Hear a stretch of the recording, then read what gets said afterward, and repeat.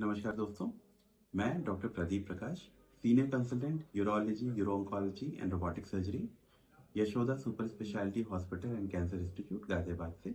आज आपके साथ एक बहुत ही कॉमन प्रॉब्लम के बारे में बात करूंगा, जो है ओल्ड एज में यूरिन से रिलेटेड जो प्रॉब्लम होती है, जैसे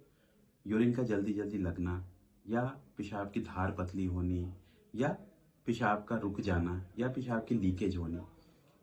इन सारी चीजों का जो सबसे कॉमन कारण है ओल्ड एज में, खास पुरुषों में, वो है बीपीएच, जिसका पूरा नाम है बिनाइन प्रोस्टेटिक हाइपरप्लेजिया। मतलब अगर कॉमन लैंग्वेज में बोलें तो इसका मतलब होता है ओल्ड एज में प्रोस्टेट का साइज बढ़ जाना, जिसकी वजह से पेशाब में रुकावट होती है। ये एक बहुत ही कॉमन प्रॉब्लम है जो कि 50 साल से ज्यादा उम्र के पुरुषों में बहुत ही कॉमनली होती है, क्योंकि प्रोस्टेट का साइज नॉर्मली 50 की एज के बाद बढ़ता है, और जिन लोगों में ये पेशाब के रास्ते को दबाता है उनमें ये सिम्टम्स शुरू हो जाते हैं। इस सिम्टम्स के कई तरह के हो सकते हैं, जैसे पेशाब की धार पतली होनी,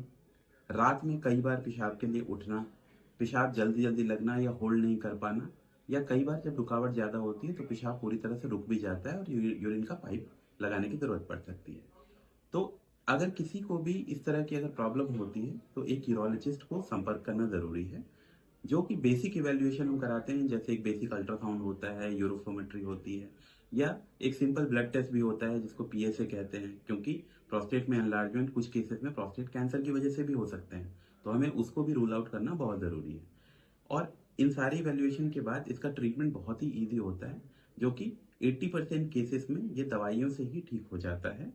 और पेशेंट को किसी भी तरह की सर्जरी की रिक्वायरमेंट नहीं पड़ती है। पर कुछ केसेस में, करीब 20% केसेस में, जिनमें रुकावट बहुत ज्यादा होती है या दवाइयां फेल हो जाती हैं,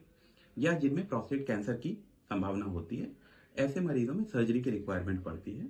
और इसकी जो सर्जरी भी होती है वो भी बहुत कॉम्प्लिकेटेड नहीं होती है। ये मोस्टली जो बीपीएच की सर्जरी होती है वो एंडोस्कोपिक सर्जरी होती है, जो कि यूरिन के रास्ते से ही हो जाती है, बिना चीरे का ये ऑपरेशन होता है, और पेशेंट यूजुअली पूरी तरह से ठीक होकर दूसरे या तीसरे दिन अपने घर चला जाता है। तो अगर किसी भी ओल्ड एज के पेशेंट को अगर इस तरह की प्रॉब्लम अगर हो रही है,